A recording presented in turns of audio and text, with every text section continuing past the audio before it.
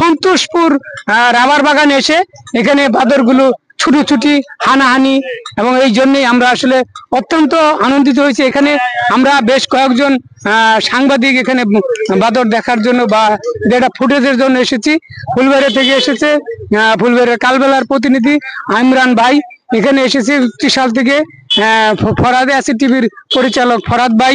তো আসলে যেভাবে বাদরের যে পরিমাণ খাদ্যের এখানে প্রয়োজন, আসলে ওই পরিমাণ খাদ্য সংকটে আছে বিদায়ী তারা এখানে দেখলে বা খাদ্য দেখলেই তারা ছুটোছুটি করে। এখানে মানুষগুলো যে জানিয়েছে তা হলো যে অনেক সময় এখানে খাবারের কোনো গাড়ি গেলে তারা নাকি আক্রমণ করে, এবং অনেকের কাছ থেকে জোরপূর্বক ভাবেই তারা খাদ্য ছিনিয়ে নিয়ে যায়।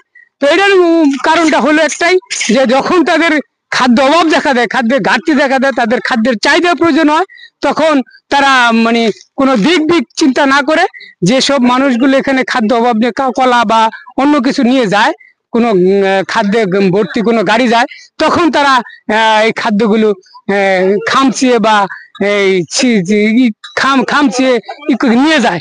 তো প্রিয় দর্শক, আপনারা দেখতে পাচ্ছেন এখানে আসলে ছাগল এবং বানরের সাথে একই সাথে বসবাস, এটাও কিন্তু অনেকটা বিরল।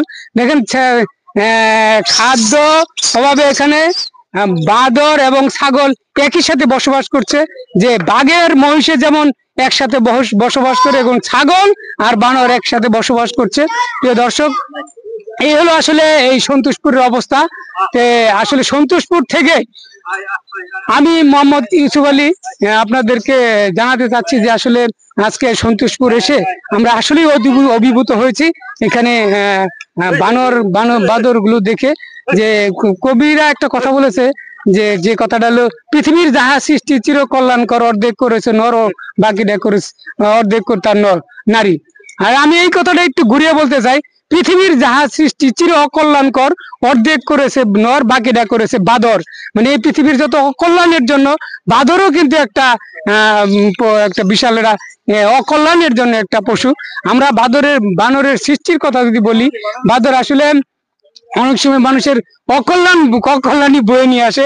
যাই হোক, আমি সন্তোষপুর থেকে